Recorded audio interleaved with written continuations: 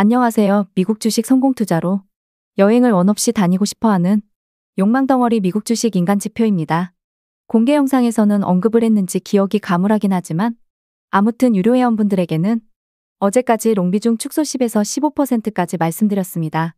그 이유를 굳이 찾는다면 녹색 파동이 아래로 내려오고 있고 아직 브레이크가 걸리지 않았기 때문에 하얀색 라인까지 올라가는 건 오버슈팅이라고 보고 있습니다.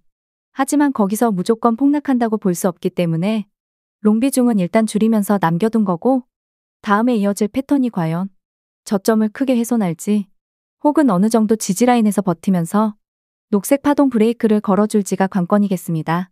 녹색 파동이 내려오는 걸 막아줄 수 있는 건 가장 쉬운 게 빨간색 파동이 중간 지점까지 올라오는 겁니다.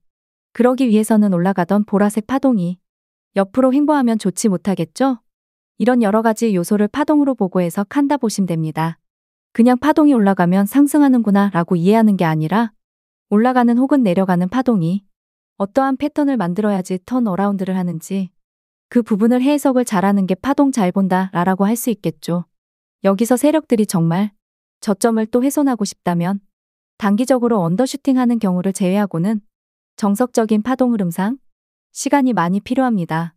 올라가는 보라색 파동을 일단 아래로 내려보내야 하는데 그러기 위해서는 하늘색 파동의 쌍봉 이후 하락이거나 외봉 이후 하락일 때는 바닥 지점까지 가줘야 그때서야 보라색 파동이 내려올 거기 때문에 3에서 4일 이후에나 가능해 보이는 시나리오입니다.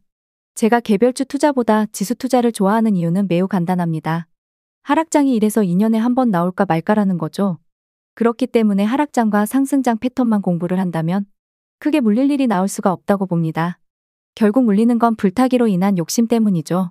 내가 지금 당장 매수하지 않거나 혹은 롱비중은 있지만 현금이 많아서 굳이 불타면서까지 평단가를 높일 필요가 없는데 평단가를 높이면서부터 물리게 되는 겁니다.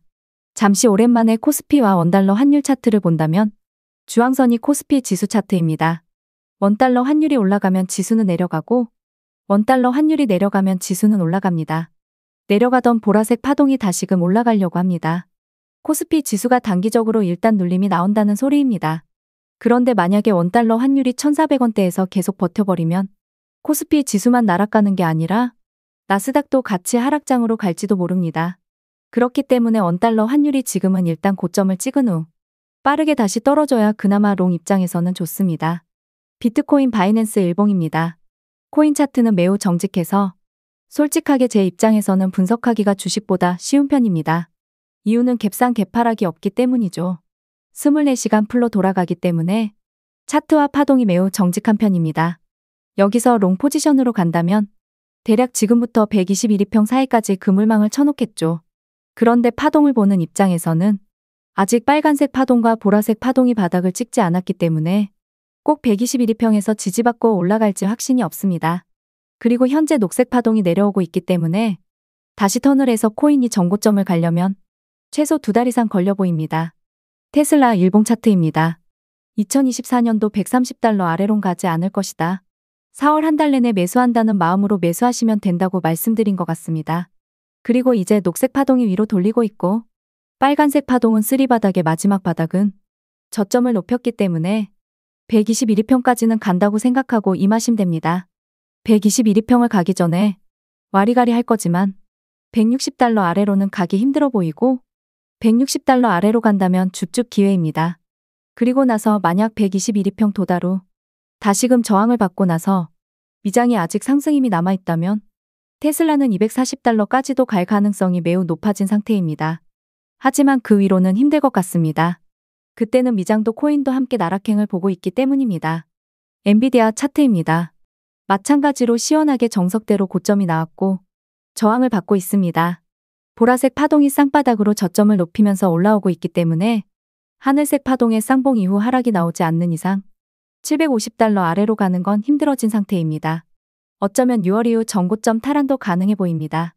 그 다음 상승을 향해 투더문할 수도 있을지도요. AMD 차트는 역시나 거지 같습니다. 개별주 투자를 제가 좋아하지 않는 이유이기도 합니다. 역배열이기 때문에 언제 바닥을 다지고 올라갈지 모릅니다. 이러다가 심하면 이 회사 주가는 다시금 100달러를 향해 갈지도 모르겠습니다. QQQ 인버스 상품 PSQ 일봉 차트입니다. 롱 입장에서 현재 눌림이 저점을 훼손한다면 화요일 종가 기준 인버스 상품이 5% 혹은 8%까지 상승을 할 수가 있겠습니다. 다만 그러기 위해서는 내려가는 보라색 파동을 위로 돌려야 하기에 하늘색 파동이 최소한 고점 부근까지 가야 그때서야 브레이크가 걸릴 거기에 일단 하루 이틀 만에 저점을 훼손하는 패턴은 보이지가 않습니다. 마지막으로 QQQ 일봉 차트로 마무리를 한다면 아직 내려가는 녹색 파동을 돌리기 위해서는 빨간색 파동이 중간 지점 위로 올라가줘야 합니다. 그러기 전에 보라색 파동이 완벽하게 고점을 가야 좋은데 역시나 세력들은 쉽게 상승을 주지 않죠. 이 상태에서 보라색 파동의 외바닥으로 올려줄지 쌍바닥 혹은 쓰리바닥까지 만들지는 계속 차트 보고 대응할 뿐이죠. 5월 달에는 다들 수익으로 웃음꽃 피는 달이 되었음 합니다. 구독과 좋아요, 알람 설정은 무료입니다.